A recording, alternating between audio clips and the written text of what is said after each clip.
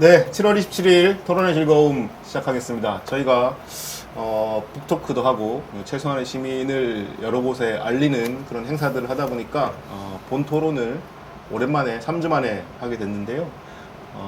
어색하시죠? 네. 네. 저희 간만에. 차림도 지금 매우 어색할 것 같습니다. 오늘 약간 네. 원내대표 포스로 내가 결혼식 하객이고요. 그렇습니다. 결혼 네. 축하드립니다. 예.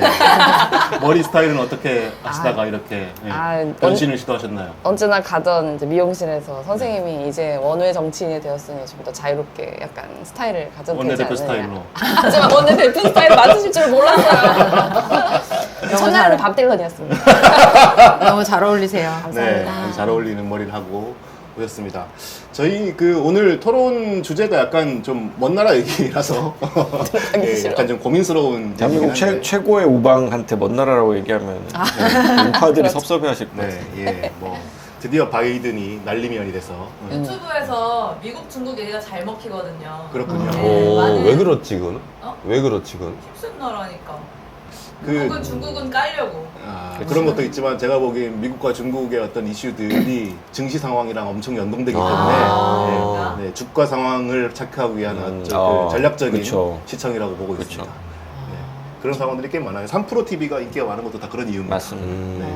주식이랑 연결해서 그 설명해 사람들이- 주나요? 어. 네, 모든 상황을 주식이랑 연계해서 봅니다. 요즘.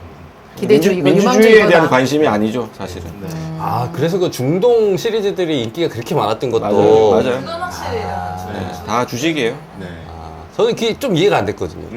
근데 물론 콘텐츠가 좋더라고요. 근데 그렇게까지 조회수가 나온다고? 굉장히 그쵸. 놀라웠는데, 그렇게 이해하니까. 네. 좀 그래서 이해가 저희는 그러니까 뭐 주식 정보하고 상관없이 그래도 오히려 이제 뭐랄까요 지역 정보에 대해서 국제적인 뉴스에 대해서 관심이 많아지는 것들을 역으로 활용해서 저희가 하고자 맞습니다. 하는 이야기들을 많이 하고 그렇게 해서 많이 퍼뜨릴 오히려 수 있으면, 좋아. 예. 럭키비키. 그러니까 네.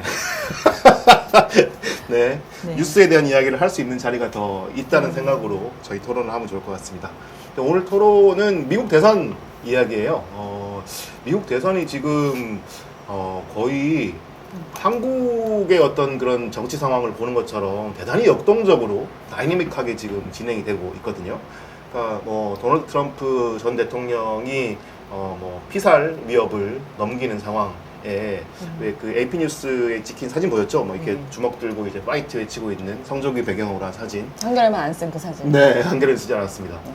그 사진은 때문에 이제 그 사진이 나오자마자 사람들이 올해 대선은 끝났다 이렇게 많은 사람들이 페이스북에서 선언을 하고 미국 현지에서도 그런 반응이 많았는데 근데 이제 그 직후에 애초에 이제 이 사태를 계속 주저하고 있던 조 바이든이 오히려 이제 이 암살 미수 사건 때문에 계기를 삼아서 대통령 후보직을 현직 대통령으로서는 처음으로 후보가 확정된 뒤에 사퇴를 하는 그런 행보를 보였고 그러다 보니까 이제 이 카멜라 해리스라고 하는 부통령이 지금 이제 유력하게 떠오르고 있는데 이분도 애초에는 별로 그렇게 인기가 없는 그런 부통령이었고 그리고 이제 바이든 사퇴설이 나올 때에도 그 여론조사나 이런 데서 다른 후보군들보다 되게 지지율이 낮았거든요. 물론 바이든보다는 좀 높았지만 그런데 이제 이 상황이 이렇게 바이든이 사퇴하고 한 2, 3일 만에 갑자기 못 대세론이 돼버렸어요. 카멜라 해리스가 이제 민주당을 책임져야 된다라고 하는 그런 대세론이 나와서 이런 역동적인 상황들에 대해서 우리 멤버들은 좀 어떻게 보시는지에 대한 이야기를 좀 듣고 그리고 흥미로운 거는 이번 미국 대선이 그 검사 대 범죄자 구도가 됐잖아요. 그러니까 이 해리스가 검사 출신이고 검찰청장 출신이에요. 캘리포니아 주에. 그리고 이제 이 트럼프는 여러 뭐 성폭력이나 뭐 여러 그 비리를 저지른 그런 범죄자 출신의 그런 후보인데 한국도 지금 약간 비슷한 구도가 있습니다. 한동훈이라고 하는 사람이 이제 또 국민의힘 당대표가 최근에 돼서 이제 미래 권력으로 이제 떠오르고 있고 또 뭐 이재명 전 대표를 범죄자라고 얘기하기는 당연히 아직 이른데 지금 재판을 여러 가지를 받고 있다 보니까 이제 혐의를 받고 있는 어떤 그 정치인과 이 검사 출신의 어떤 그 후보 이런 구도가 지금 가고 있는데 이제 이 정당은 서로 반대죠, 그죠? 그러니까 이런 상황들이 미국에서 벌어지는 상황들이 또 한국에서 영향을 또 끼칠 수밖에 없기 때문에 우리가 어떻게 연결해서 볼 수 있을지 이런 이야기도 좀 해보면 좋을 것 같습니다. 일단 그 카멜라 해리스에 대해서 좀 먼저 좀 얘기를 해보고자 하는데요. 해리스가 아까 제가 잠깐 말씀드렸다시피 지금 바이든 사퇴 이후에 한 사흘 만에 급부상을 하고 있는데 뉴스들을 좀 회장님 좀 보셨죠? 어떻게 좀 보셨나요?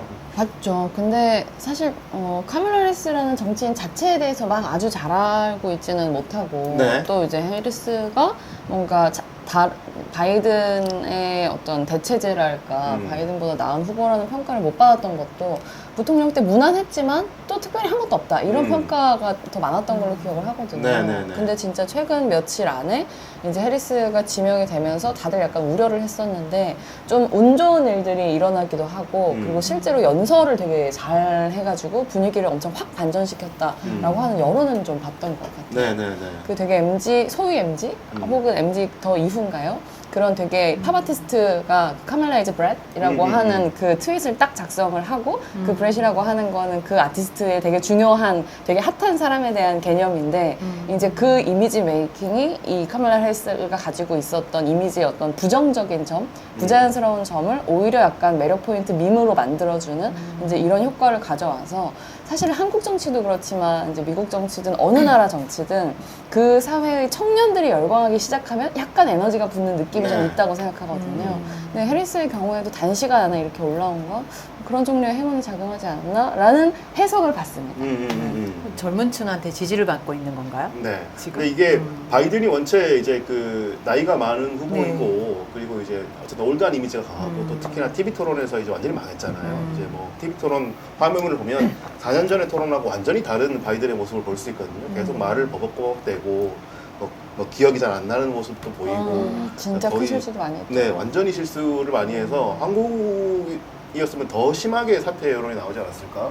그런 정도로 토론을 말아먹어서 바이든이 평균적으로 이제 그 40살 이하의 젊은 층이랑 무당파층에서 대단히 이제 지지율이 낮았어요.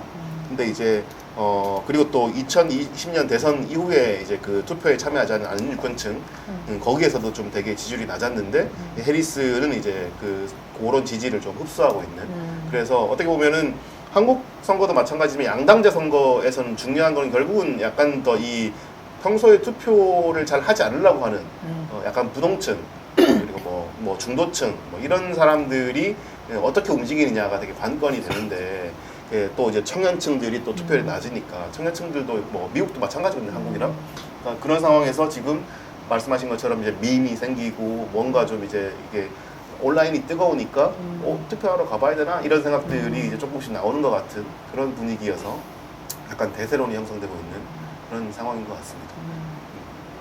그러니까 그 권일님 혹시 좀 뭐 상황들을 좀 보셨나요? 해리스에 대한 뉴스들을? 네, 조금 저도 이제 별로 관심이 없었는데 논문 쓰셔야 되니까.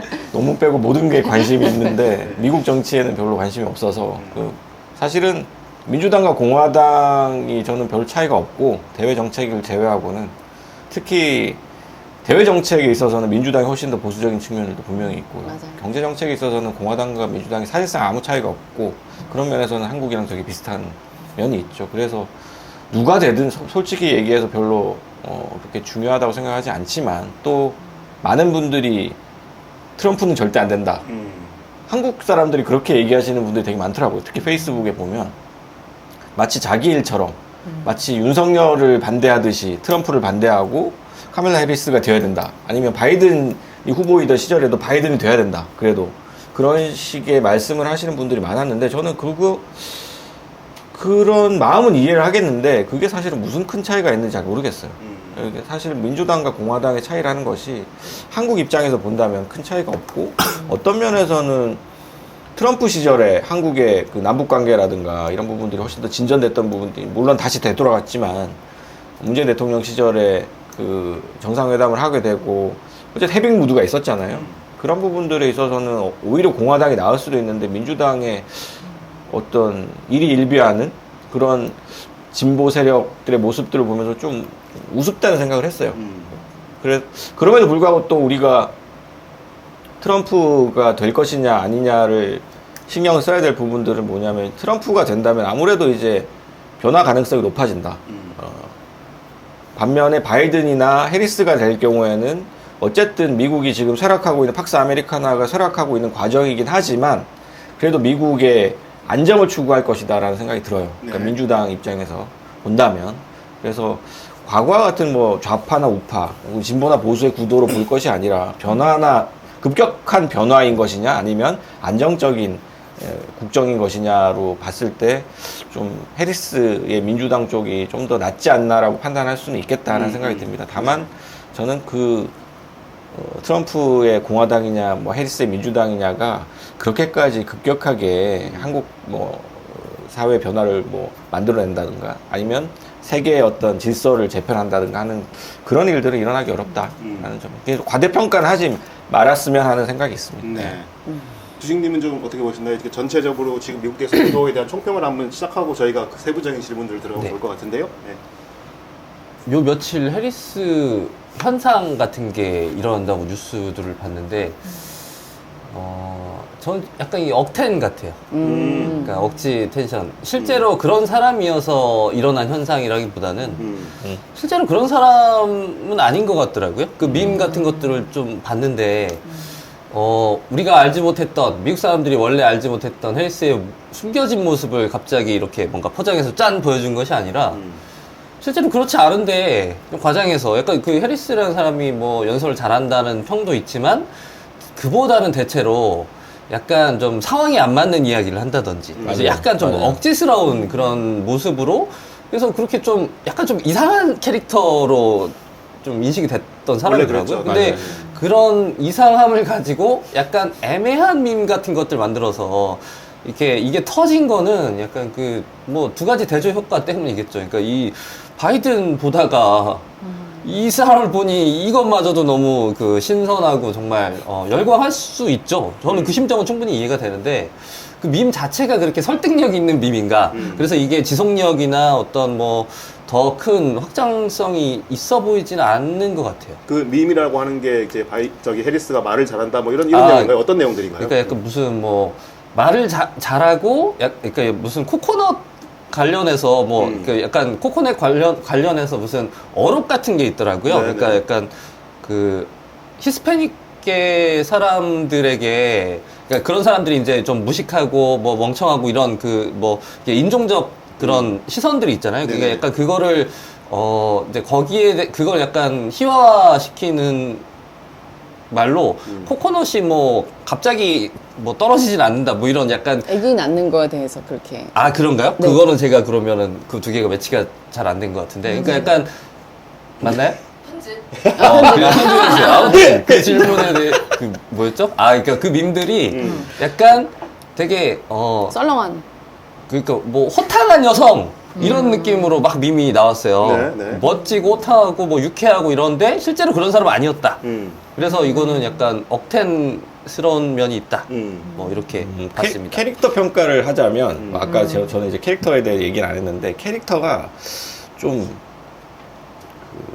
제가 실명을 얘기하는 건 이분을 이제 뭐 공격할 의도는 한국인인가요? 아닙니다. 예, 한국인으로 따지면 흥미진진합니다. 누군가요? 이수정 씨 보는 느낌이었어요. 이수정 교수. 그래요? 예, 이수정 교수가 정치인으로 이제 나오면서 되게 상황이 안 맞는 맥락이 안 맞는 소리를 많이 했거든. 방송 출연할 때는 범죄 전문가로서 굉장히 명석한 이미지였잖아요. 근데 자기 분야가 아닌 정치라는 제네럴한 분야에 와서는 말도 안 되는 이야기들 맥락이 안 맞게 했단 말이에요. 근데 카멜라 해리스가 미국에서 검사 생활을 15년 넘게 했다고 하는데 굉장히 미국 내에서도 좌우파를 떠나서 알아주는 범죄 전문가래요.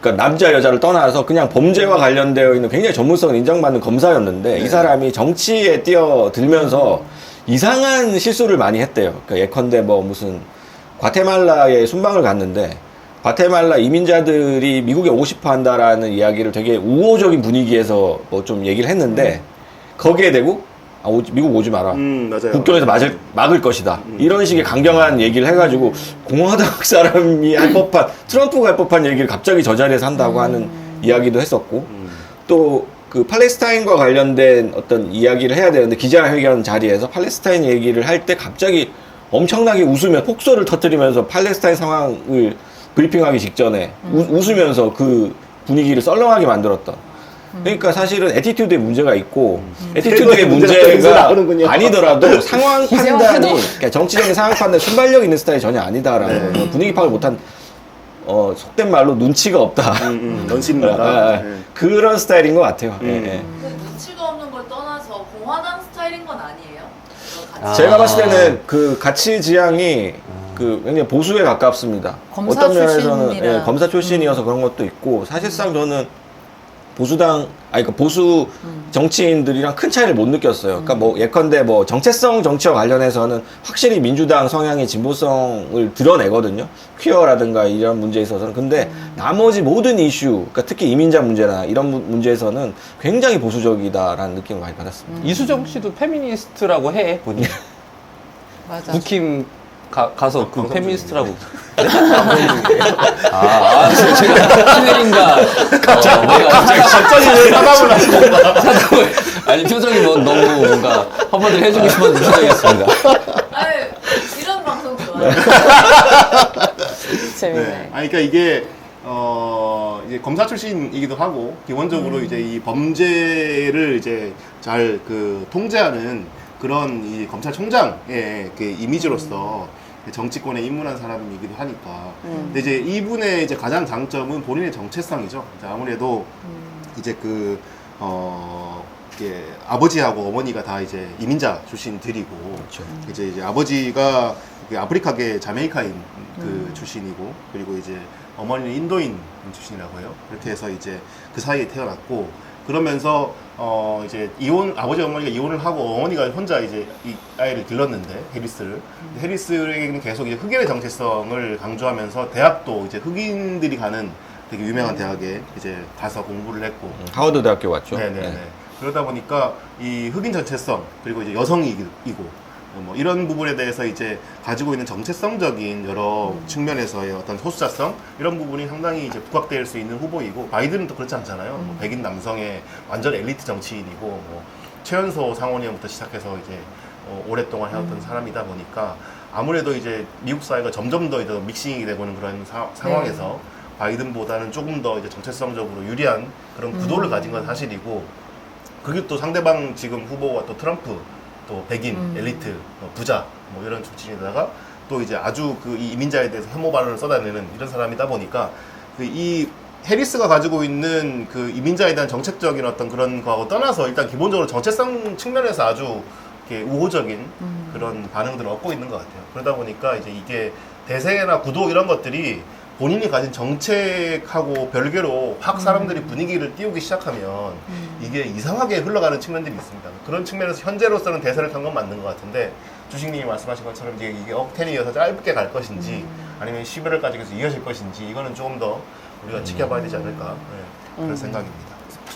근데 사실 미국 민주당이랑 공화당이랑 경제 정책에서는 차이 없다고 하는 걸 기본적으로 동의를 하긴 하는데, 기후 정책 이런 쪽으로 들어가면 사실은 분명히 좀 차이가 있다는 생각은 들어요. 네. 그러니까 당장 트럼프 대통령 때 제일 뜨악스러웠던 것 중에 하나가 파리 협약 탈퇴하고 그렇죠. 이런 네, 네, 네. 거였잖아요. 그래서 지금 이제 2030년까지 5년 정도밖에 안 남았는데, 이제 이 골든 타임에 누가 대통령인지의 문제는 사실 전 세계적인 기후 위기 문제로 보자면 어쨌든 되게 부족하긴 하지만 IRA가 됐든 뭐 그린 뉴딜이 됐든 이런 법안들을 추진하고 있었던 행정부가 계속되는 게 중요하다고 한국 사람으로서는 생각하고 있기는 해요. 그렇죠. 네.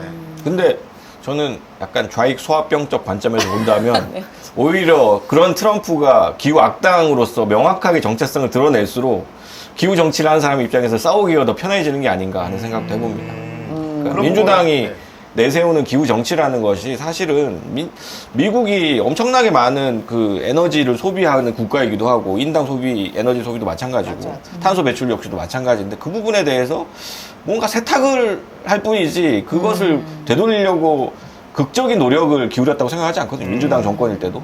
그런 면에서 봤을 때는 그렇게 좀 기만적인 기후 정치의 행보보다는 트럼프처럼 아싸리 막 파리 협약 탈퇴하고 뭐 이러면은 전선이 명확해진다.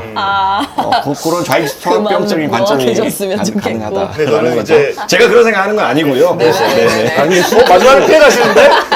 나오미 클라인도 그 트럼프 공화당 정부의 기후 정책보다는 오바마 클린턴 시절의 기후 정책을 훨씬 더 많이 비판하거든요. 네. 딱 그런 그 타협적인 그런 정책 때문에 미국, 그러니까 그거는 아예 그 공화당의 그 기후 위기를 부정하는 여기에 대해서는 그냥 뭐 논할 거 자체가 없는데 민주당의 그런 애매한 노선 자체가 지금 지구를 이만큼 망쳤다고 실제로 그 지적해요. 그 가장 미국에서 그 미국 저널리스트 중에 제일 열심히 그 부분을 비판해온 사람인데 그 사람의 메인 타겟은 항상 민주당이었거든요. 네. 그런 거 보면은 권님의 그런 그 소합병적인 자유, 그런 자유. 관점이 미국에서도 충분히 그런 한국의 우려들이 사건도 있다. 마찬가지죠. 네. 맞아요. 민주당 맞습니다. 정부가 훨씬 더 맞아요. 비판할 수밖에 없는 상황인데, 근데 이제 저는 저도 약간 이제 혜영님처럼 조금 우려가 되는 거는 뭐냐면 기후도 기후지만 이민자 정책 관련해서 그러니까 이제 트럼프는 기본적으로 이제 혐오를 장착한 사람이고 그렇게 되면은 이제 미국 사회 이제 트럼프만이 아니라 미국 사회에 있는 이 백인들에게 이 히스패닉과 이 이민자들에 대해서 혐오를 하게 할 수 있는 명분을 제공할 것이고, 그러니까 내가 저들에게 마음대로 막 하고 해도 우리 대통령도 저러고 있는데 내가 무슨 상관이냐 이렇게 하는 명분을 줄 거기 때문에 아주 폭력적인 성향들이 많이 발현될 것이고, 그렇게 되면은 물론 제가 지금 뭐 지난번 트럼프 집권 시기에 통계까지를 찾아보지는 못했지만 분명히 트럼프가 집권하면 아주 인종 혐오적인 어떤 범죄나 이런 폭력 사건 이런 것들이 훨씬 더 많이 벌어질 거라고 저는 생각을 합니다. 그런 측면에서 본다면 물론 큰 범위에서의 정책적인 측면에서는 두 분이 말씀하신 것처럼 민주당이랑 공화당이 크게 차이가 없고, 그리고 이제 뭐 당연히 기후 정책이나 이런 것도 이제 우려가 되는 게 사실이지만 사람에 대한 어떤 그런 폭력, 혐오 성향 이런 것들이 강화하는데 트럼프 당선이 아주 좀 큰 영향을 끼친다고 한다면 그 부분에 대해서는 좀 우리가 우려해야 되지 않나 이런 생각도 좀 들고요. 너무 이렇게 저희가 저희끼리 얘기를 아니, 했는데 아니. 네네. 총평이 아직 총평을 아직까지 안 못 나왔습니다. 들었어요. 아니요, 저 총평을 할 만한 무슨 말씀하세요? 예, 관심이나 모두가 뭐 말이 안다고 해서 얘기하는 게 아니. 아닙니다. 네네. 관심이나 그런 게 많이 없었는데 저도 어제 뉴스를 찾아보고, 그러니까 해리스가 만약에 대통령 기세가 지금 막 올라오고 있으니까 대통령이 되면 최초의 여성 유색인종 대통령이 될 것이다. 이게 막 나오더라고요. 네, 타이틀로. 맞습니다. 예. 그래서 보통 일상에서는 유색 여성인종이 되게 소수자 정체성이고 생활에 마이너스인데 이게 정치인이 되면 플러스가 되는 건가? 미국의 분위기는 어떤 거지? 그게 좀 궁금했어요. 네, 그리고 만약에 정말 대통령이 된다면 이게 상징적인 의미가 있는 게 맞는가?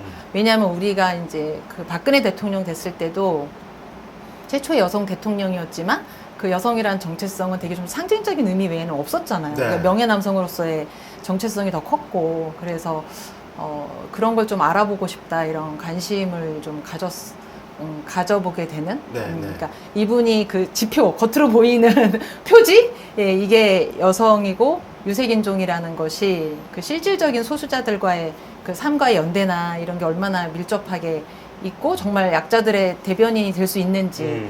예. 아까 말씀하신 것처럼 트럼프가 그렇게 노고를 하는데 이분은 이제 그걸 노고를 하지 않을 뿐 무관심할 수도 있잖아요. 네, 네. 자기는 어쨌든 예, 기득권이니까. 그래서 그런 게 조금 궁금했어요. 보여지는 것과 일상. 그러니까 공학적으로는 이 사람의 출신이 이러이러한 어떤 뭐 소구가 될 것이다라고 뭐 예측은 할 수 있는데, 저도 조금 그 분리해서 봐야 된다고 생각한 게 출신하고 정체성은 같지 않잖아요. 네. 지금 해리스의 출신을 그대로 정체성으로 연결해서 지금 밈들이 만들어지고 있는데 이게 맞을 수도 있지만 사실 아닐 수도 있는 거거든요. 실제로 한국 정치에서 그게 어긋나서 나중에 실망했던 경우가 굉장히 많죠. 그래서 저도 은희님 말씀처럼 마치 그거 자체를 공학적으로야 그게 뭐 당장 이득이 될 수 있겠지만 실제로 일치하는가에 대해서는 천천히 좀 지켜봐야 될 부분들이 좀 있는 것 같아요. 네. 그러니까 이게 말씀하신 대로 이렇게 진짜 단기간에 금방 뽀록이 날 수 있어요. 뭐 이게 네. 뭐 연설을 하다가 보면 이제 여러 가지 정책적인 얘기를 하다가 할 수 있는데, 근데 이제 문제는 지금 상황에서 이제 민주당이 네. 당의 영향을 이제는 해리스를 보좌하는데 모두를 다 투입할 거잖아요. 네. 모든 전략가들과 모든 발언 전문가들 다 투입할 거여서 이전에는 이제 바이든에게 투입했던 거를 이제 해리스에게 갈 거니까 물론 해리스가 그걸 잘 받아 안아야 되겠지만 이제는 이제 그런 정체성을 강화하는 방향으로 발언을 계속 유도를 하겠죠.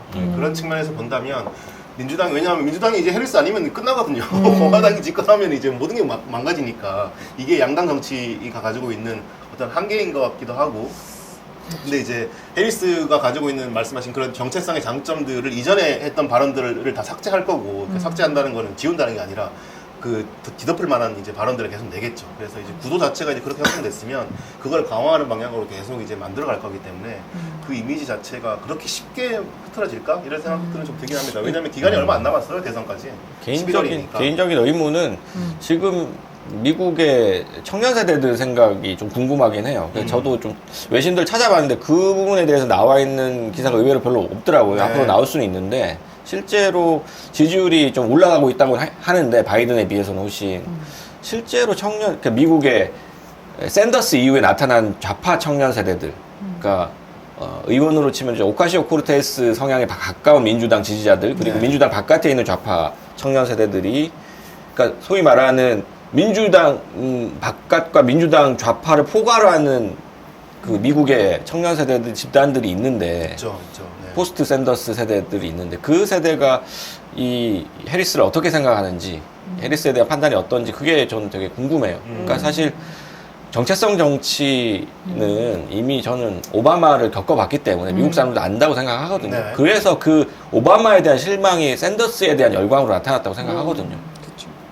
샌더스는 백인 남성이고 엘리트 백인이라는 이미지가 강함에도 불구하고 왜 그러면 수많은 흑인 여성 그리고 퀴어들이 샌더스를 지지했는가? 그만큼 그 미국의 정체성 정치, 그러니까 뭐 얼굴이나 자기가 가지고 있는 어떤 인종적인 정체성만 가지고 진보를 표상하던 정치에 대한 실망이 샌더스에 대한 지지로 반영이 된 상황이고 그 이후의 시대를 우리가 살고 있잖아요.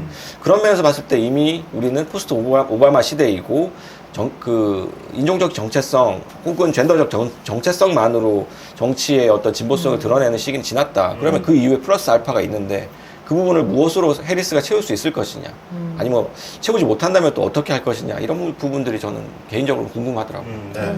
이 부분에 대해서는 좀 회장님 어떻게 생각하시나요? 거기서 검사 아이덴티티가 어떻게 작용할 수 있을까가 저는 좀 궁금해지는데요. 얘기 듣다 보니까.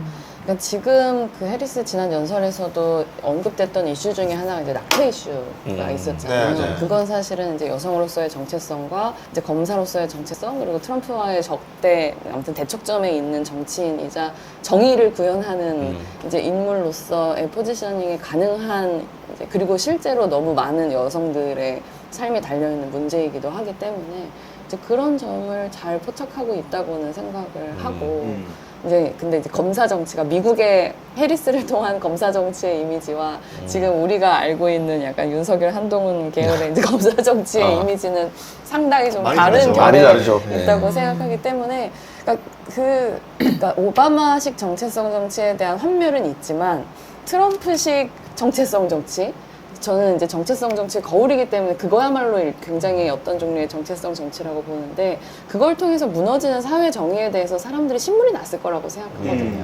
그걸 어쨌든 누군가가 보편 가치를 통해서 바로잡기를 바라는 어떤 마음 이런 것은 하나의 동력일 수 있지 않을까? 네. 충분히 영리하다면 그런 걸 건드릴 것 같아요. 네. 만약에 제가 컨설턴트라면. 네.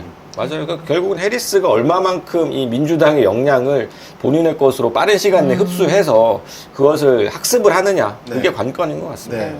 왜냐하면 초기에 지금 당장은 이제 바이든이 사퇴를 하는 초유의 사태가 벌어졌기 때문에 이 사태에 대해서 사람들이 빨리 이제 대안 후보를 찾아야 된다는 강박이 있어서 그게 이제 해리스로 조금 대세가 몰리기 시작하면서 확 몰려간 상황이거든요. 억텐. 억텐. 억텐이 적절한 가능성이 표현이었습니다. 네. 거기에다가 이제 지금 뭐 정치 자금도 엄청나게 몰리고 있고 이렇게 샌더스 이후에 처음 이제 가장 많은 금액이라고 하더라고요. 이제 단기간에 그런 금액이 모이고 그리고 이제 마침내 이제 그 민주당의 이제 약간 그 최후의 보루 같았던 이제 오바마도 어쨌든 지지선을 지지선을 했고 그런 상황이다 보니까 이제 해리스 대세론이 갈물 맞는 것 같은데 말씀하신 것처럼 이제 해리스가 그걸 어떻게 받아안느냐가 관건일 것 같은데 지금은 이제 어쨌든 이제 한 3개월 동안 거의 이제 서로 쥐어뜯기 뭐 아니면 도 이제 위너 텍스 올을 경쟁을 하는 상황이기 때문에 민주당도 재판을 아마 다 하겠죠.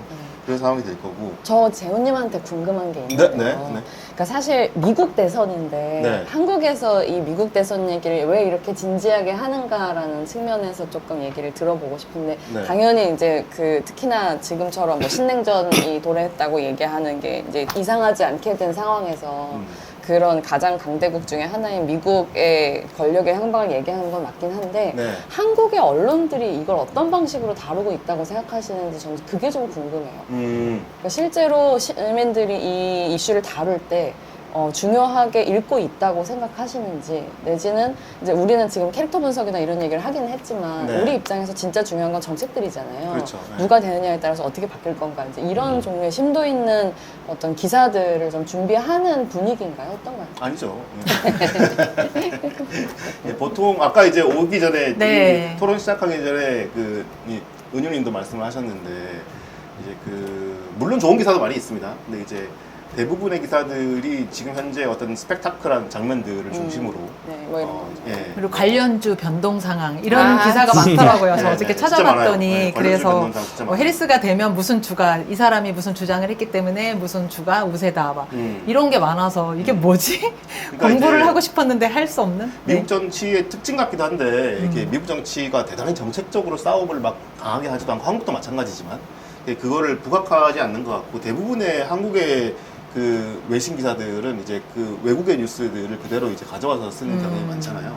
근데 이제 거기에도 보면은 미국도 마찬가지인 것 같아요. 어느 정도 이제 이 스펙타클한 장면들을 중심으로 하고 거기에 이제 사람들 얘기, 뭐 스토리 얘기 그런 거를 중심으로 가지. 지금 이게 어떤 정책이 중심이 되고 어떤 정책이 서로 바꾸고 이런 기사들은 외신도 거의 잘 못 본 것 같아요.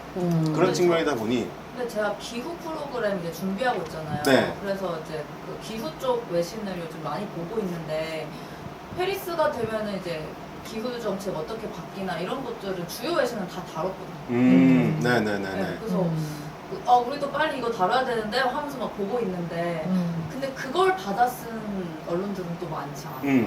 그러니까 그런 클릭이 거죠, 안 이제. 나오니까. 그러니까 이게 왜냐하면 클릭도 클릭이지만 이제 미국에 있는 정책의 변화 이런 것이 외교 안보적인 측면에서 한국 상황을 어떻게 바꿀 것인가에 대해서는 즉자적으로 바로바로 분석이 가능한데 이게 정책적인 측면이 어떤 걸 거쳐서 한국에 영향을 끼칠 것인가는 지금 당장 예측하기도 불가능하고 이 상황이 되게 복잡하잖아요. 그러니까 예를 들어 말씀하셨다시피 공화당이랑 민주당이랑 정책적으로 이렇게 어떤 부분에서 크게 차이가 뭐 발생한다고 했을 때 그게 당장 내년 이후에 그러니까 이제 이 해리스나 트럼프가 집권한 이후에 어떻게 정책이 바뀌고 그게 한국 경제에 어떻게 영향을 끼칠 것인가 이런 상황들을 지금 분석하는 거는 되게 정교한 그런 상황에 대한 판단을 필요하고 하는 것 같아요. 그러다 보니까 단순히 이게 어떤 언론들은 관심이 없어서 그렇게 안 쓰는 것도 있지만 지금 이런 것들을 지금 현재 관점에서 쓰면 되게 틀린 정보가 되거나 아니면은 이제 이렇게 과도한 분석이 되거나 그런 경우가 많다라고 하는 생각도 좀 하는 것 같아요. 이제 외교적인 측면에서는 금방금방 이게 바로바로 분석이 가능하거든요. 대응적인 측면에서. 그러다 보니까 기사들이 아무래도 좀 당장 드러나는 현상 중심으로 쓸 수밖에 없고 또 이제 그 현상 중심 플러스에서 이제 그 사람들의 스토리 중심으로 쓸 수밖에 없는 그런 구도적인 한계는 좀 있는 것 같습니다. 전통적으로 한국 언론에서는 이제 미국 대통령이 당선되고 나서 정책 분석 기사가 나왔던 것 같아요. 네. 시리즈로. 근데 당선되기 전에 후보 차원에서 뭔가 정책을 얘기했던 경우는 제 기억에 별로 없었고 오바마 정도? 오바마가 대통령 되던 당시 또 옛날 얘기를 하게 됩니다만은 그때 당시에 좀 오바마 후보의 성향이라든가 그 사람이 예전 했던 발언이라든가 이런 것들이 집중 조명됐었는데 그때 제가 지금까지 기억하는 게 좀 다르네? 하는 생각을 좀 했던 것 같아요. 네. 그때는 좀 달랐는데 사실은 바이든 때나 뭐 그 이전에 클린턴 때는 사실은 한국 언론에서 후보 시절에 그 사람의 성향을 분석하거나 정책을 분석했던 경우는 별로 없었던 것 같습니다. 왜냐하면 한국 사람들이 투표권이 있는 게 아니잖아요. 투표권이 없는 독자들에게 정책적인 부분에 이렇게 차이가 있으니까 네. 뭐 이렇게 설명을 해줘봤자 뭐 한국 독자들에게는 그게 정보값이 별로 없어요. 근데 물론 지금 말씀하신 것처럼 이제 주식 정보 이제 이런 것들이 이제는 되게 핫해져서 맞아요. 그런 것들에 대해서는 주로 이제 그 경제지나 이런 데서는 쓰지만 뭐 일반 종합일간지에서는 그런 부분들에 대해서는 좀 많이 아직까지는 안 쓰는 것 같습니다. 아마 이제 당선이 되고 누가 한 명이 되면 집중적으로 분석을 하겠죠. 근데 뭐 한국 정치에 미칠, 한국 국민한테 미칠 영향력 차원에서도 뭐 미국 정치를 볼 수 있겠지만 또 하나는 그냥 정치의 모델로서 봐야 되는 또 흥미로운 지점이 있는 것 같아요. 맞습니다. 예. 그 한국 정치와 굉장히 유사한 어떤 문화도 있고 행태도 있고 이런 게 있는데 그래서 약간 간접적으로 한국 정치의 정상성이 지금 어떤 상황이 있는지를 좀 비교를 할 수 있을 것 같아요. 보통 네. 아무리 그 우리가 한국 정치를 좀 비하하고 한국 제도 정치를 많이들 욕을 했지만 제 생각에는 한 10년 전, 15년 전만 해도 그래도 미국 정치보다는 낫다고 그 주로 정치 학을 전공한 사람들 그렇게 이야기를 했다고 생각하거든요. 그래도 우리가 미국 정치 상황보다는 낫다. 뭐 어떤 역동성이라는 측면에서도 그렇고 정치가 내 삶을 바꿀 수 있는 어떤 기대감 같은 측면에서 미국 정치보다는 그래도 우리가 낫지라는 생각이 있었는데 지금 와서 보면 그런 면에서 봐도 한국 정치가 상당히 아무러졌다는 걸 비교를 통해서 알 수 있는 것 같아요. 예를 들면은 우리 지난 대선 때 그 두 후보들에게 각 진영이 걸었던 어떤 정치적 기대감 같은 거를 지금 미국 국민들이 양당 후보들에게 걸고 있는 기대감과 이렇게 비교해 보면 훨씬 더 지금 미국 대선 쪽이 손에 잡히고 피부에 와닿는 것들이 많아요. 네. 예를 들면 아까 혜영님 말씀하신 그런 어떤 임신 중단권 관련된 어떤 젠더 이슈들도 당장 바뀔 수 있는 거잖아요. 그 그렇죠. 대통령 누가 되느냐에 따라서 당장에 바뀔 수 있는 현실적 정책이고 예를 들면 뭐 국제적으로도 뭐 팔레스타인 지금 전쟁 어떻게 될 거냐 이것도 지금 정말 중요한 그 대통령에 따라서 다 뒤집어질 수 있는 것이고 여러 가지 기후도 마찬가지고 그래서 실제로 내가 미국 국민이라면 지금의 선거에 뭐 후보가 마음에 들든 안 들든 간에 몰입을 할 수밖에 없는 상황인 것 같거든요. 근데 지금 한국 정치는 어떤가 생각해보면 당장 내일 대선 치러진다고 해도 저는 누가 되든 내 피부에 와닿는 변화를 기대하지 않을 것 같아요. 네, 그런 걸 네, 보면 정말 새삼 한국 정치가 암울하다는 거를 한국 정치가 더 이제 더 낙후되기 시작했다는 네. 말씀이신 거죠?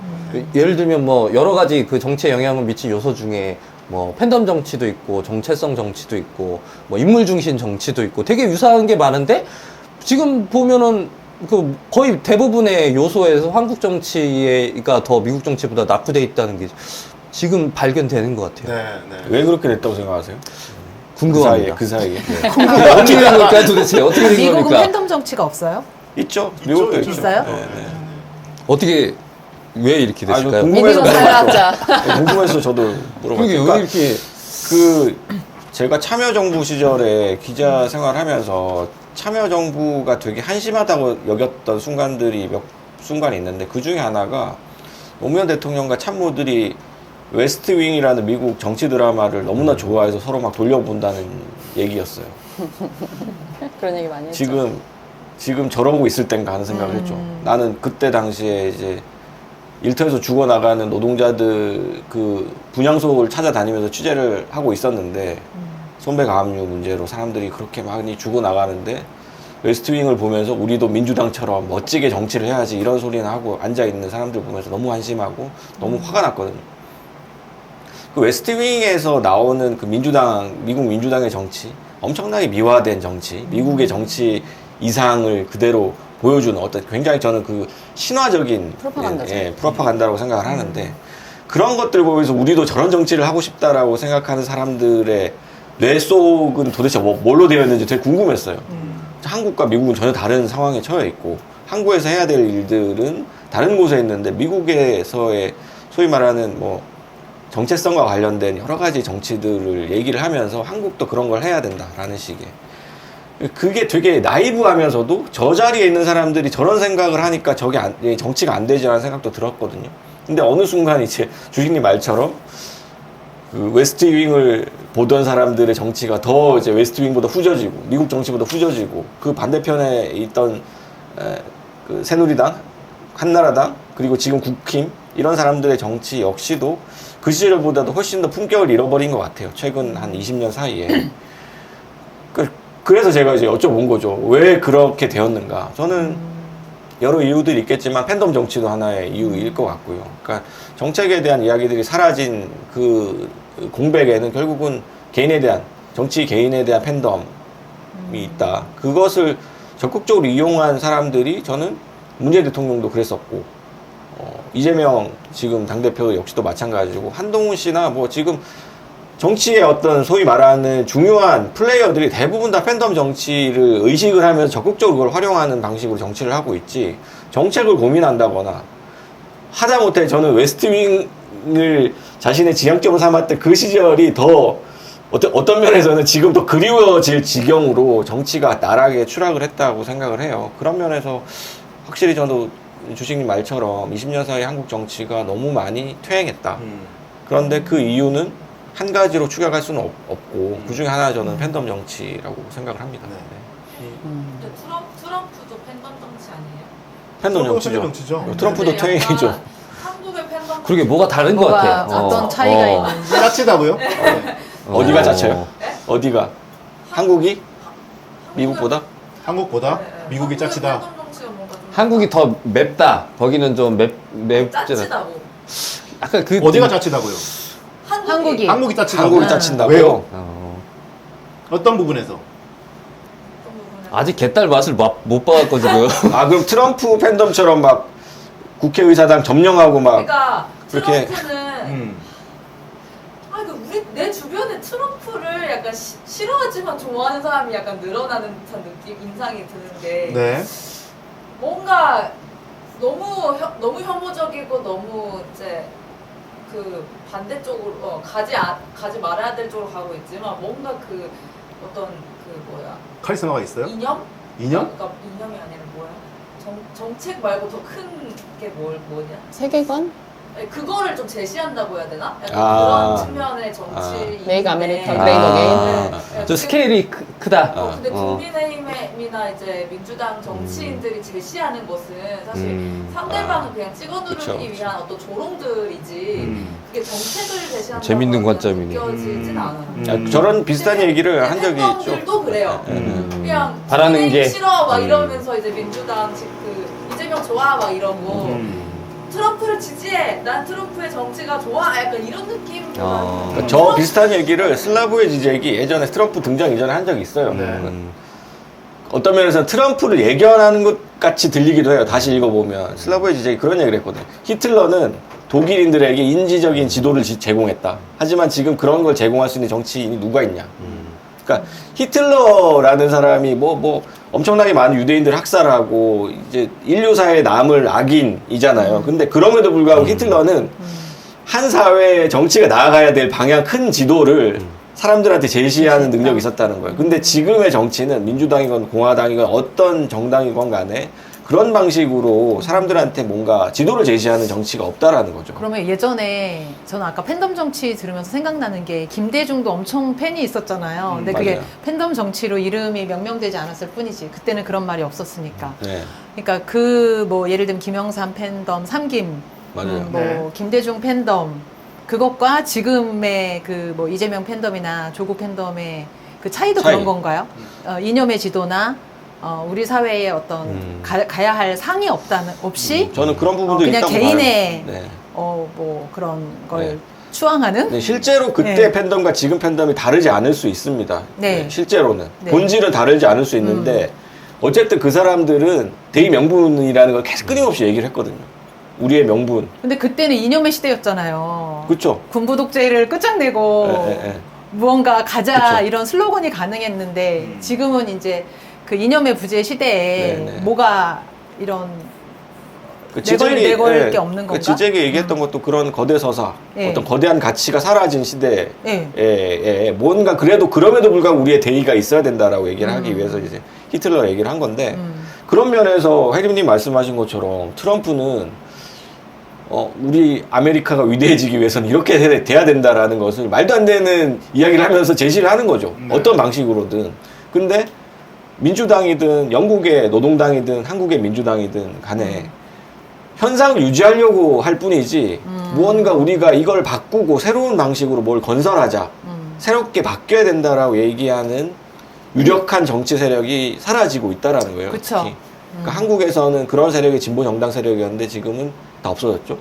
판을 바꾸자는 얘기를 하는 네, 위성 정당만 남았죠. 세력이 없어진 그리고 거죠. 영국도 신노동당이 되면서 그런 세력이 사라졌죠. 그래서 사실은 급진적인 극단적인 중도라는 개념이 그래서 나온 거거든요. 그러니까 그런 타리크 할리 같은 사람이 급진적 중도나 극단적 중도를 얘기하는 이유가 뭔가 뭘 되게 급진적인 얘기를 하는 것 같은데 사실은 그냥 현상 유지를 하려고 하는 진보를 참칭하면서 그런 세력이 전 세계에서 정권을 잡고 있고 그것이 사실은 민중들에게 굉장히 해로운 방식이다라고 주장을 하는 겁니다.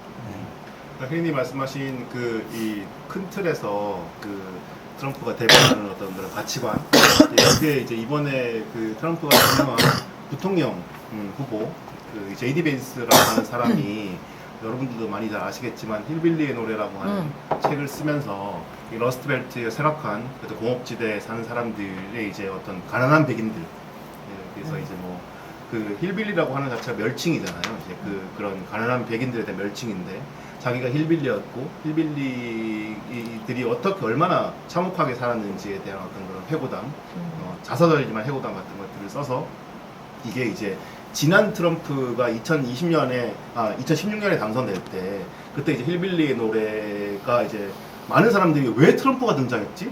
도대체 트럼프가 등장한 미국은 왜 얼마만큼 이렇게 망한 거야? 이렇게 얘기하고 있을 때 이제 이 힐빌리의 노래가 막 인기를 끌었죠. 이제 이 러스트벨트의 중산적인 쇠락한 백인들이 더 이상 갈 길을 잃었고 이들이 이제는 아무런 희망도 없는 상황인데 트럼프는 그나마 거기에 희망을 제시했던 사람이기 때문에 된 것이다 라고 이제 나오기 시작했고, 근데 이제 이 제이디 벤스가 처음에는 트럼프를 되게 싫어했다가 이제 2020년 대선 때부터 이제 트럼프를 지지하기 시작해서 이번에 이제 부통령 후보로 지명이 됐거든요.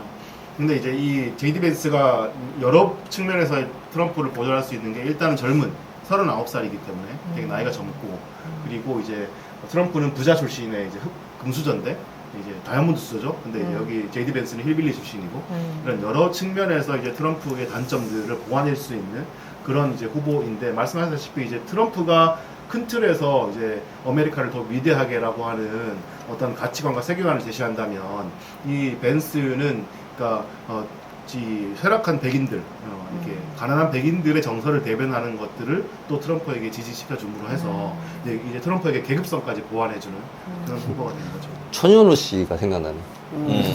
일산 노동자. 남성 육체 노동자들의 울분을 정치하겠네요. 내가 근데- 저 민주당의 누구라면 갔다가 러닝메이트로 그런 사람 쓰면 민주당 아재들이 좋아하잖아요. 그러니까.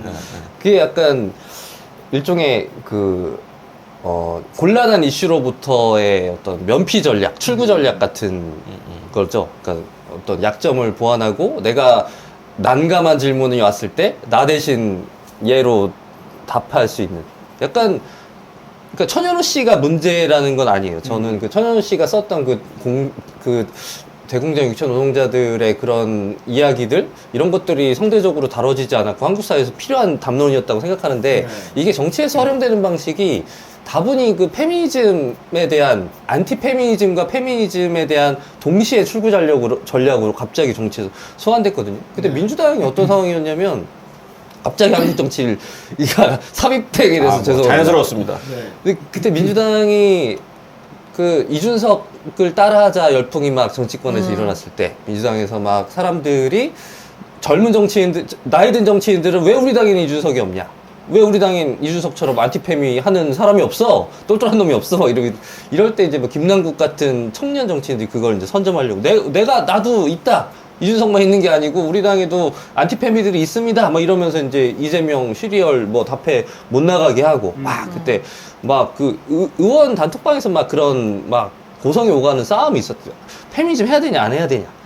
근데 국힘처럼 일방적으로 안티페미로 갈 수 있는 정당의 체제는 아니었던 거죠, 민주당은. 그래서 그런 움직임이 있을 때 반동에서 청년들이나 여성위 같은 데서는 페미니즘 해야 된다는 또 이런 이야기들이 막 나왔고, 그래서 민주당이 이거를 페미니즘 해야 되는지 안 해야 되는지 어떻게 해야 될지 그냥 이 대답 자체를 회피하고 싶어 하는 그런 시즌이 있었는데 그 무렵에 어디 그 지면에 천연우 씨의 그 글이 올라왔는데 그 글이 갑자기 그 민주당에서 그런 생전 그냥 평소에 그런 논쟁에 참여하지 않던 정치인들, 의원들까지 그 글을 막 다 갖다. 야, 이거 봐라. 한국 사회에서 지금까지 얘기 안 했던 담론이 바로 이거다. 이러면서 갑자기 그 담론을 막, 대단, 우리가 여태까지 이걸 몰랐는데. 이걸 노동자의 해야 돼. 목소리? 젊은 청년 노동자의 목소리를 육체, 대변했다. 예, 그게 더 울산은 영정권. 그 아주 남성적인 그 육체 노동의 도시죠. 거기서 아주 상징적인 인물이 그 사람이 글을 잘 썼어요. 그걸 아주 제가 보기에는 뭐 상당히 그 MSG가 많이 들어갔다고 생각하지만 아무튼 뭐 글을 잘 써서 그 글이 갑자기 정치권에서 그런 문제적인 방식으로 소환돼서 갑자기 그 페미니즘, 안티페미니즘 얘기 다 밀어내고 그 육체 노동자 얘기가 청년. 전면으로 부상했어. 약간 그런 방식으로 지금 그냥 생각이 났어요. 네, 그 네, 트럼프가 그 벤슨이라는 사람을 그런 식으로 사용하는 원리가 약간 그래서 약간 저는 그 얘기가 그 담론이나 러스트벨트 노동자 얘기가 미국 사회에서 필요하겠죠. 근데 그 담론 자체가 문제가 됐다고 또 지적하는 방식도 좀 위험하다고 생각을 하는데 그러니까 이거 정확히 좀 구분해서 그런 필요했던 담론이 정치권에서 이상한 방식으로 소모되는 이런 걸 이야기를 좀 해야 될 것 같아요. 근데 아까 얘기한 것처럼 네. 출신과 정체성의 일치냐 불일치냐 그 이야기랑도 연결되는 것 같은데 네. 그런 노동자의 목소리가 나오는 건 좋지만 저는 그런 분들이 다 현장을 떠나는 데 문제가 있다고 생각하거든요. 그분도 그러니까 떠났죠. 노동자로서의 목소리를 내지만 결국 지금은 아니잖아요. 그래서 내가 노동자 출신이었다. 맞아요. 그것이 자기 상징 자본으로 딱 쓰면서 나와가지고는 노동자의 이야기를 지금 뭐 많은 노동자들이 죽고 일터에서 어려운 상황에 있는 것을 끝까지 밀고 나가는 사람은 없잖아요. 그러니까 저는 그게 맞습니다. 문제인 것 같아요. 그분이 뭐 글을 어떻게 쓰든 뭐든 간에 자기가 맞아요. 세상의 전면에 드러날 수 있었던 자기의 그 정체성을 나중에 버린다는 거죠. 그러니까 응은유 선생님이 정확하게 핵심 급소를 지적을 하신 게 사실은 그 미국 민주당이든 영국의 신노동당이든 한국의 민주당이든 간에 계급 정치, 노동계급의 정치를 겉으로는 태국에서 그렇게 노동계급이 중요하다, 우리 노동계급으로 다시 돌아가야 된다 얘기하지만 정작 그 노동계급은 서울에 와서 정치를 하는 거예요. 하지만 정작 그 울산에서 노동계급의 정치를 현장에서 하고 있는 사람들을 후보로 내세운 당은 노동당이었습니다. 그 차이인 거죠. 하지만 노동당은 지지를 거의 얻지 못하죠. 심지어 진보당한테 배신까지 당했죠. 그렇죠. 네. 또 슬픈 얘기를 또 슬픈 기억을 또 떠올리게 되는데 정의당보다 훨씬 더 슬픈 네, 훨씬 더 슬픕니다. 스토리죠. 그러니까 그런 노동계급의 정치가 어떻게 우파 극우 포퓰리즘에 의해서 전유되는가 이 부분이 사실은 굉장히 중요한 지금 현재 우리 세계 정치의 테마라고 생각을 합니다. 저는 그게 미국만이 아니라 한국에서도 똑같이 일어나고 있고 이 부분을 어떻게 우리가 노동계급의 정치를 안티페미니즘이라는 굉장히 반동적인 방식이 아니라 진보적인 방식으로 전유를 할 수 있을 것인가, 어떻게 페미니즘과 기후정치와 노동계급의 정치가 같이 갈 수 있는가, 이런 새로운 사항을 제시할 수 있어야지 변화를 말할 수 있는 것이고, 그 변화를 말할 수 있을 때 샌더스 붐처럼 미국에서 샌더스의 이 열광이 일어났던 것처럼 한국에서도 그런 정치들에 대한 희망이 싹틀 수 있지 않나 하는 생각을 해봅니다. 회장님은 여기에서 어떻게 좀 생각하시나요? 네, 격하게 동의하고요. 그러니까 왜 우리가 이 지경에 이르렀을까라고 할 때 저는 오늘은 뭔가 이런 얘기를 하고 싶은 것 같아요. 우리가 문제인 거죠. 그러니까 더 멀리 있는 사람들 얘기를 할 수도 있지만 평소에는 이제 그 얘기를 많이 했으니까 당장 내가 문제인 거죠. 그럼 이제 뭘 하고 있지? 라고 생각해 보면 여전히 한 발 떨어져 있다고 생각하거든요. 이 문제에 있어서의 이건 내 책임은 아니지. 나보다 뭔가 더 가진 사람들이 잘했어야 되는 거 책임이지 내 책임은 아니야. 나는 되게 내 자리에서 최선을 다했는데 라는 기분이 저는 있다고 생각하거든요. 그러니까 세상이 이 지경이 됐는데 이걸 누가 고치지? 라고 하면 잘난 사람들이 하겠지. 저거는 나는 아니겠지. 나는 열심히 하는 사람들 있으면 응원하면 되니까 라고 생각을 하겠지. 진짜 자기 발등에 불 떨어진 것처럼 생각하진 않잖아요. 그게 이 상황이 잘 안 바뀌는 이유 중에 하나인 것 같아요. 그렇군요.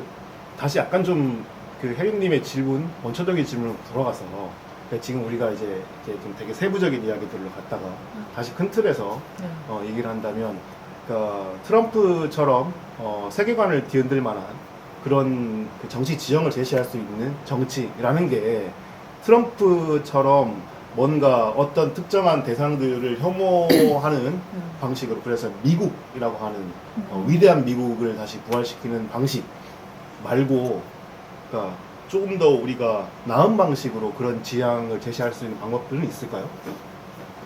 있어요. 어떤 게 있을까요? 세금을 많이 물리면 됩니다. 네? 민주당이 가장 Tax the rich. 부자 감세를 부자 감세. 정확하게 지적하지 못하고 음. 그거 반대로 해야죠. 그러니까 부자에게 세금을이라고 하는 구호를 외치자. 북유럽 그렇게 복지로? 트럼프만큼 웅장하진 않은데? 뭔가 완전 웅장해야 돼. 트럼프 같이 하려면. 기세가 약간 밀려요. 기세에서. 음. 그러니까 이제 그게 우리가 2008년 그때 금융위기 때 월스트리트에서 시위했던 사람들이 했던 구호잖아요. 근데 그 구호가 보편화되지 못하고 금방 사과를 들고 그리고 트럼프가 등장했잖아요. 그렇다고 한다면 우리는 무엇을 얘기할 것인가? 물론 이제 그때 실패가 뭐 완전한 실패라고 보기 힘들다는 관점도 있겠지만 무엇을 얘기할 수 있을까요? 그러니까 최근 한 10년 사이에 그나마 한국 사회에서 좀 새롭게 정치권에서 얘기됐던 게 있다면 기본소득 담론이었거든요. 이재명 당대표는 지금까지도 이제 기본소득에 대한 미래를 놓지 못하고 있고 또 기본소득이라는 담론 자체가 사실은 그 사이에 또 많이 진화하기도 했고 비판도 많이 받았는데 그런 종류의 새로운 담론들을 제시하는 능력도 되게 필요한 능력인데 그 부분을 진보 진영이나 민주당이 제대로 해왔는가 잘 못해왔다라고 생각을 해요. 참여정부만 하더라도 매년 보고서를 발간하고 비전 2030이라든가 하여튼 우리나라가 20년, 30년 뒤에 어떻게 되어야 된다고 생각을 하는지 그게 라이브하든 아니든 웨스트윙이든 아니든 간에 끊임없이 보여주려고 했단 말이에요. 그때까지만 하더라도. 근데 어느 순간 민주당도 그런 보고서를 내놓지 않고 내놓는 보고서는 그냥 유권자 분석 같은 보고서만 내놓는 거예요. 정치공학적인 분석. 네. 그러니까 난 그게 일종의 퇴행을 보여주는 신호였다라고 생각을 합니다. 네. 자기가 우리 사회를 어떻게 만들겠다는 상도 없고 그런 욕망도 없는데 어떻게 기세가 생기겠어요? 트럼프처럼 기세가 생기려면 내가 이런 사회로 가야 된다고 생각합니다라고 내지를 수 있는 에너지는 그런 기세에서 나오는 건데 내가 만들고 싶은 사회가 있어야 되는데 그게 안 보여요. 네. 심지어 저는 정의당에서도 그런 것들을 강하게 느껴본 적이 별로 없어요. 그러니까 그런 부분들을 기세를 만들기 위해서 결국 내가 뭔가 하고 싶은 게 있어야 되는 거죠. 말하고 싶은 게 있어야 되고 이런 사회로 가야 된다라고 이게 맞든 틀리든 간 제시할 수 있어야 되는데 그런 게 없다. 그러니까 인지적 지도라고 제가 표현을 했는데 그게 인지적 지도의 형태든 아니든 무슨 프로퍼간다이든 저력이 있는 삶이든 어떤 방식이든 간에 그렇게 정리되어 있는 자신의 사회상이 있어야 된다. 그것이 우리 이 시대가 지금 이념이 사라진 시대고 거대 서사가 사라진 시대라고 다들 얘기하지만 그럼에도 불구하고 우리는 거대한 가치를 얘기할 수밖에 없다. 정치란 그런 것이고 네. 옛날부터 지금까지 정치는 그런 것이에요. 거대한 서사를 제시할 수 있어야 되는 건데 그게 그런 시대 아니야 라고 얘기하면서 점점 후퇴하다 보니까 계속 현상 유지만 되는 거죠. 월스트리트 저널도 사실은 1%대 99%라는 대립구도를 전선을 잘 제시했다고 저는 생각을 하거든요. 미국에서. 근데 그 이후에 뭔가가 없었던 거죠. 그 이후에 뭔가를 제시한 사람은 샌더스였거든요. 그러니까 한국 정치 역시도 그런 부분들을 보면서 좀 변화를 얘기할 수 있는 변화를 얘기하려면 기세가 있어야 되는데 네. 기세가 생기려고 하면 인지적 결국 지도가 인지적 있어야 지도가 있어야 된다. 하고 싶은 말이 있어야 되고 하고 싶은 가치가 있어야 된다라는 얘기를 하고 싶습니다. 네. 은유 쌤이 보시기에는 그런 좀 그러니까 은유 쌤이 정치인이 아니어도 네. 유권자로서 이런 네. 정치인이 있으면 좋겠다라고 하는 상을 말씀할 수 있잖아요. 그러니까 나에게 어떤 좀 가치 지향을 좀 그림을 이렇게 보여줄 수 있는 그런 정치인이면 좋겠다라는 생각이 좀 있으신가요? 어떤 그림을 보여줄 수 있다. 저는 늘 좀 그런 생각하는 것 같아요.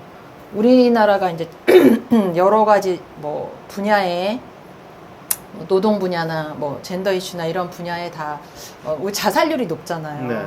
그래서 뭐 성소수자 청소년 자살률도 높고 노인 자살률도 높고 노동자들도 산재 때문에 많이 죽고 이렇게 죽는 사람이 많은데 저는 누군가가 이 죽는 사람이 없는 모두가 살아있는 존재로 살 수 있는 세상을 만들겠습니다 이러면은 그 말에 그런 말을 해주는 정치인이 있으면 되게 좋겠다 이런 생각을 많이 해요. 왜냐하면 죽음에 되게 무감각해져 가고 있다고 생각하거든요. 그렇죠. 네. 너무 많이 죽어요. 뭐 어떤 강박 때문에 사회적 강요 때문에 제가 아까도 잠깐 말씀드렸지만 어떤 여성이 그 다이어트 강박 때문에 약물 중독에 걸렸다가 가족에 의해서 병원에 갔다가 잘못된 그 의료 처방 때문에 숨지는 사고가 어저께 있었는데 그거 보도된 걸 보고 너무나 많은 이유로 죽는구나. 여성들은 진짜 이 미에 대한 강박이 이거 완전히 복원의 문제거든요. 네. 많이 죽어요. 데이트 폭력으로도 많이 죽고 1년에 가정폭력 가까운 사람에 의해서 폭력으로 사망하는 여성이 이제 100명이 넘고 이런저런 통계들이나 사회적 문제를 접하면서 우리가 원한 적 없이 태어나지만 태어난 이상 그래도 명대로 좀 살고 가면 좋은데 이 사회 구조적인 분위기나 여러 문제 때문에 사람들이 제 명을 다 누리지 못하고 살다가 가는구나 이 생각을 하면 좀 되게 허무해지는 것 같아요. 허무해지는 거고 이 사회와 국가가 왜 존재하는가 이런 질문이 또 생겨요. 네. 그래서 저는 살아있는 사람을 살게 하는 정치가 너무 필요한 것 같고 그래서 이제 뭐 강연 같은 데 가서도 이제 아이들한테도 그런 얘기를 많이 하죠. 이제 어떤 문제로든 삶의 압박이 되게 많은 사회고 그런 것에 이제 그런 문제에 닥쳤을 때 내 문제라고 생각하지 말고 혼자 해결하려고 하지 말고 가깝게 시민단체를 찾아가라 이제 막 이런 이야기도 해주는데 그런 문제에 부딪혔을 때 우리가 누구에게 손 내밀어야 되냐 했을 때 그것도 없거든요. 없죠. 그런 걸 말해주는 정치인이 더 많아지고 시민단체도 더 많아지고 해서 좀 그런 게 좀 해결됐으면 좋겠어요. 근데 그런 것에 대해서 저도 좀 무감각해지는 것 같다. 무감각해지지 말아야지. 일단 사람이 죽는 건 되게 기본적인 문제 아닌가요? 그러니까 죽게 내버려 두잖아요, 그냥.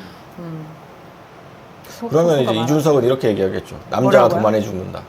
남자가 더 힘들게 일한다. 아니 남자가 노동자가 많으니까 취업률이 울산 노동자를 봐. 그러니까 울산 취업률이 노동자를 봐. 낮으니까. 그렇게 얘기할 수도 있고. 네. 그러니까 그래서 제가 얼마 전에 한겨레 칼럼을 썼을 때 포퓰리즘에 대해 썼는데 네. 포퓰리즘 두 가지로 저는 나눴거든요. 그러니까 저만의 구별법이 하나는 배제적 포퓰리즘, 익스클루시브 포퓰리즘이고 또 하나는 인클루시브 포퓰리즘, 포괄적 포퓰리즘인데 저는 좌파의 길은 포괄적 포퓰리즘밖에 없다고 생각을 해요. 포퓰리즘은 피할 수가 없고 둘 중에 하나를 선택해야 된다면 우리는 모두를 포함하는 모두를 같이 안고 가는 이야기를 할 수밖에 없다. 그리고 아까 말씀하셨던 여성들이 그렇게 많이 대투 폭력으로 죽고 너무나 많이 죽고 있는데 네. 남자들도 죽죠. 네. 남자들의 죽음도 당연히 사회적인 문제이고 여자들의 죽음도 사회적인 문제인데 그 죽음을 다 같이 다루지 못할 이유는 없거든요. 네. 그런데 어떤 정치인들은 남자들의 죽음을 왜 얘기하지 않냐라고 공격하는 방식으로 배제하는 방식으로 여성의 죽음을 얘기한단 듣기 말이죠. 싫은 거지. 여성의 죽음을 얘기하면 왜 남자들 죽음을 얘기하지 않느냐. 흑인들의 죽음을 얘기하면 왜 백인들의 삶을 얘기하지 않느냐라는 방식으로 얘기한단 말이에요. 그게 정확히 얘기하면 배제적 배제적 포퓰리즘인 거죠. 트럼프가 하는 것도 그런 것이고 이준석이 하고 있는 것들도 그런 포퓰리즘인 것인데 좌파나 진보 세력은 결국은 여기서도 죽고 저기서도 죽고 다 죽는데 그 다 죽는 사람들을 같이 안고 가는 것이 해야 되는 중요하죠. 일인 거죠. 그거를 다 할 수 있으려면 더 많이 현장에 있어야 되고 더 많이 고민을 해야 되는 것인데 그런 것들을 자꾸만 갈라치기 하고 구별하려고 하다 보면 결국 트럼프처럼 되는 거라고 생각합니다. 그러니까 핵심이 흐려지는 거지 뭐. 네. 그러니까 죽는다는 게 중요한 거고 그쵸. 죽음이 드러나지 않아서 더 많은 죽음이 양산되는 게 중요한 건데 거기서 갑자기 젠더에 선을 긋고 불행 경쟁이 일어나는 거죠. 남자도 네. 더 많이 죽는다 이러면 갑자기 이게 젠더 이슈가 돼버리고 네, 네. 네. 주식님은 좀 어떠세요? 어떤 정치? 네, 네, 네, 네. 갑자기 미 대선에서 개인의 너무 질문이 개인의 웅장한데요. 네. 아니, 왜냐하면 네. 혜리님이 제시해주는 어떤 그런 테마가 되게 일리가 있어서 네. 우리가 그 얘기를 꼭 하고 넘어갔으면 좋겠다는 생각이 들었어요. 근데 제가 생각할 때 그 트럼프의 웅장함이라는 거는 트럼프가 대단한 세계관을 발명해서가 아니라 그 사람이 갖고 있는 매력에서 나오는 것 같아요.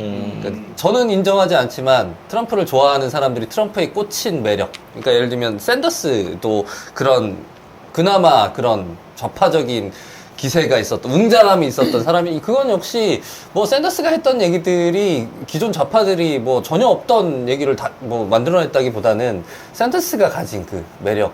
뭐 한국 정치에서도 뭐 그나마 비벼볼 수 있는 게 노무현의 기세, 이 웅장함 이런 것들이 있었는데 그런 것들이 뭐 대단한, 히틀러는 좀 다른 것 같아요. 히틀러는 뭔가 대단한 거를 지가 만들어낸 게 저는 있다고 봐요. 그 진짜 아주 악독한 대단함이지만 근데 나머지 사람들의 그 세계관이라 웅장함이라는 거는 그냥 사람의 매력을 우리가 그냥 크게 보는 것 뿐이다. 그래서 뭐 결국에 대단한 걸 개발해야지 우리가 머리를 맞대고 막 이렇게 한다고 해서 여기서 웅장함이 나오지는 않는 것 같아요. 인간적인 매력이 필요하다. 네, 그런 누군가를 억텐이 아니라 해리스 같이 해리스는 그런 웅장함을 만들지 못할 거라고 생각해요. 그러니까 약간 억텐이 아니라 지금 정말 그냥 자기가 그 텐션을 폭발해내는 누군가가 등장할 때 그런 세계관이 가능하지 않나. 그건 삶에서 쌓여야지 분출되는 건데.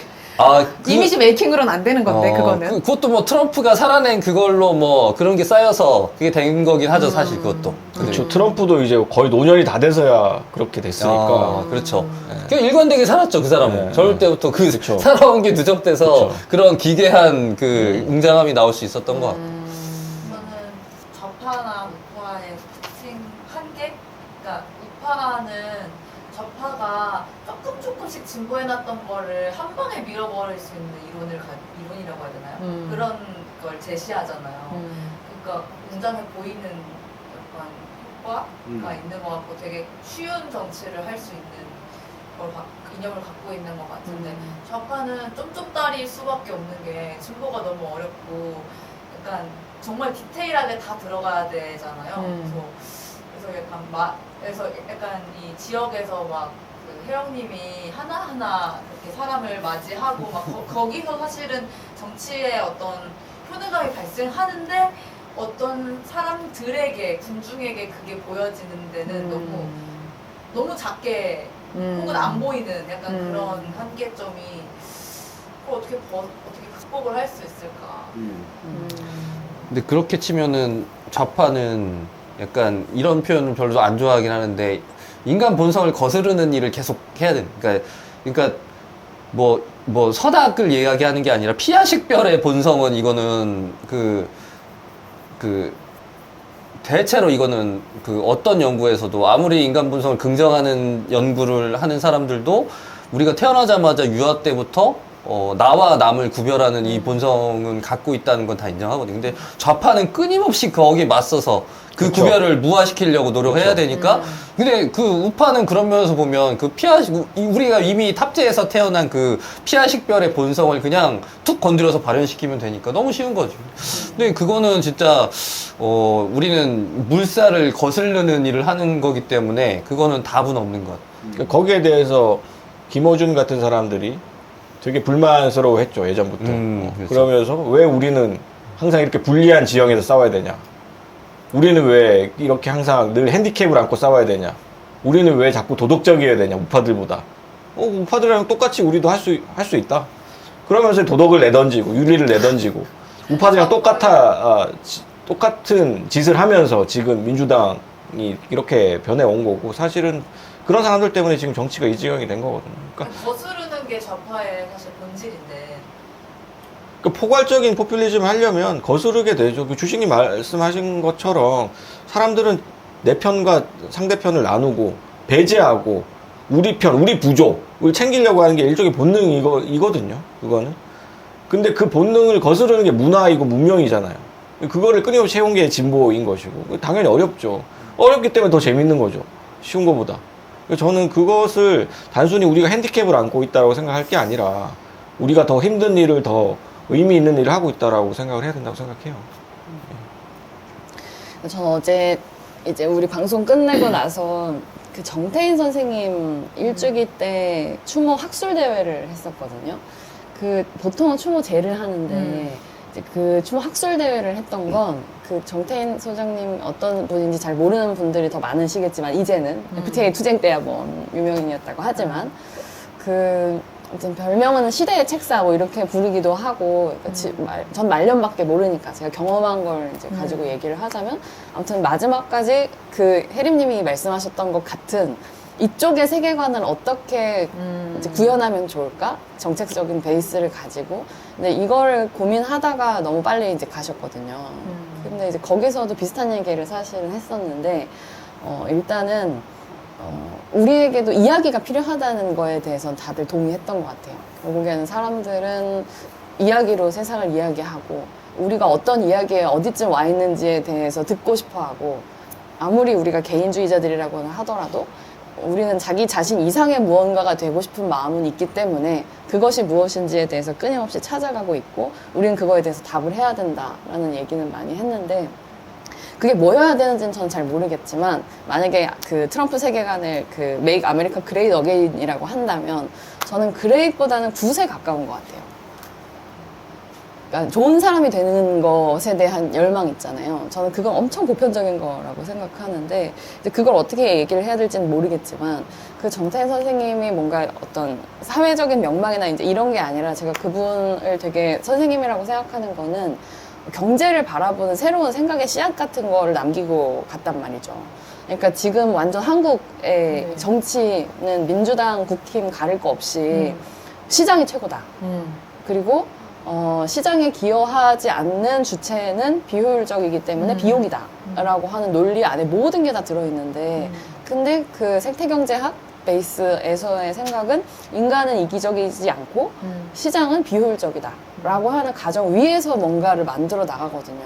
그리고 경제만 하더라도 지금까지의 경제는 우린 경제성장 100% 해야 되고 다만 외부 효과로 기후위기가 발생한 거기 때문에 여기 얼마를 매길 거냐 이런 방식으로 풀어야 된다고 얘기를 하지만 그게 아니고 경제는 생태적 한계 속에서 존재할 수 있다라고 하는 세계관에서 시작을 하는 뭔가를 그래도 구축하다가 다 만들지는 못했지만 아무튼 이제 돌아가신 거거든요. 그래서 그런 거를 계속 이어서 만들어 가야 되지 않을까라는 생각을 하고는 있어요. 그리고 그 정점에는 뭔가 되게 새끈한 정책적 솔루션 이게 아니라 그래서 사람들이 서로를 더 챙기고 싶어 하고 가능하면 좋은 사람이 되고 싶고 이제 그런 마음들이 하나의 그런 대안적인 정치적인 세계관이 될 수 있게 하는 거 그런 레토릭을 만들고 그 레토릭을 할 수 있는 에토스를 갖는 삶을 사는 정치인들 만드는 거 그런 거 말고는 사실 전 잘 모르겠어요. 좋은 사람이 되고 싶은 것도 본능이라고 해야 될까?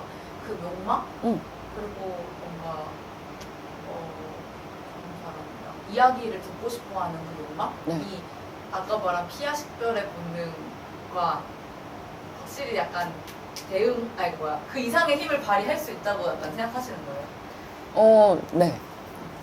저는 피아 식별도 그 피아를 규정하는 이야기에 따라서 누가 피고 누가 아인지 되게 다를 수 있다고 생각하니까.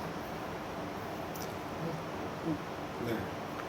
뭐가 그 미국 대선 얘기하다가 이렇게 우리가 좀 돌아나왔는데 아무튼 저는 이런 토론이 훨씬 더 좋은 것 같아요. 네.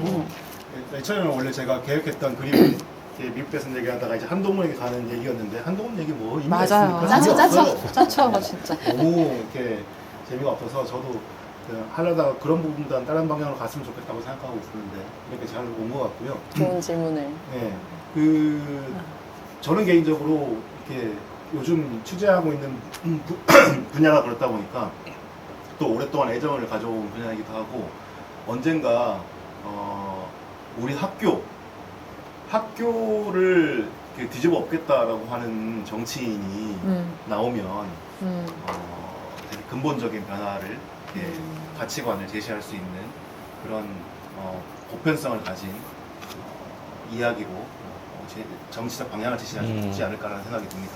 그러니까 학교라는 공간 자체가 지금 이제 한국의 교육 계획에 너무나 적합한 타이밍인 건 뭐냐면 지금 학령 인구가 너무 많이 줄고 있고 그래서 학령 인구가 이제 점점 이제 그 뭐 한 20만 대로 줄었어요. 20만. 그렇기 때문에 이제 모든 학교들이 한국의 학교는 80%가 사립이잖아요. 네. 사립 물론 이제 초등학교는 아니지만 중고등학교, 대학교는 다 그런데 이 학교가 이제 장사가 안 되기 시작했어요. 네. 장사가 안 되기 시작하면 여기에는 이제 공적인 상황이 개입될 수밖에 없거든요. 근데 지금 한국의 정치는 학령인구가 주니까 지금 교육 예산을 줄여가지고 그냥 그 숫자에 맞게 예산을 써야 되는 거 아니냐라고 얘기를 해요. 이건 완전히 틀린 해답이거든요. 지금까지는 너무 많은 인원에게 너무 적은 예산을 투입했어요.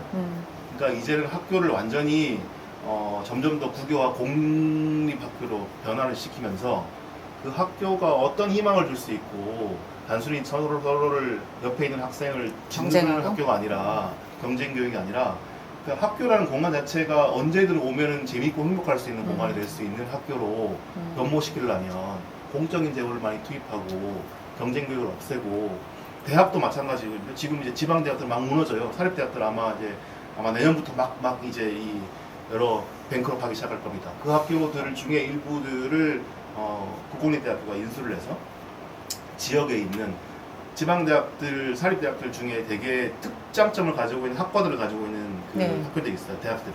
그 학과들을 흡수해서 국공립대학교에 지역에 이제 특수한 어떤 그런 교육을 할 수 있는 그런 대학을 만들고 그 지역은 그 지역에 있는 에서 출신 학생들을 주로 뽑고 그렇게 해서 그걸 다시 산업화하고 연계시키는 그런 방식으로 학교 자체를 이제 완전히 뒤바꿀 수 있고 또 그 학교에서 일하는 구성원들 이번에 저희가 한겨레 21에서 급식 그치. 노동자들 이야기를 썼는데 그것도 다 예산의 문제예요.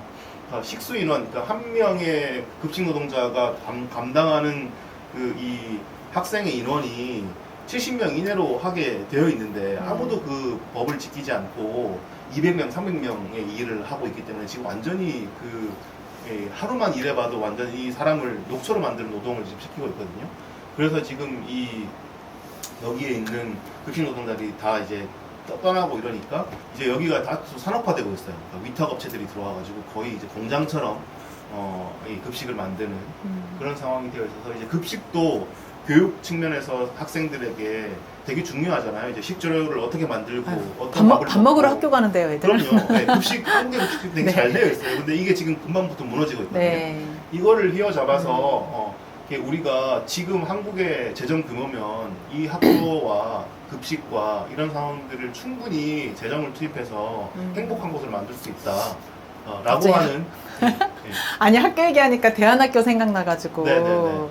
예, 제가 지난주에 토론대회 전국 인문학 고등학생 인문학 토론대회인가 거기를 갔는데 거기 이제 대안학교 그 참여 학교들도 있었어요. 네, 네. 근데 한 대안학교 선생님이 이제 대안학교들은 그 386 부모들의 욕망이 투여됐던 대안학교는 다 무너지고 있다. 다 이제 소멸하고 있다. 이런 식으로 말씀을 하시더라고요. 네, 네. 그래서 좀 약간 가슴도 아프고 조금 씁쓸하기도 하고 이랬는데 그게 약간의 그 386 부모들의 어떤 열망이 투여된 게 학교가 바뀌어야 된다?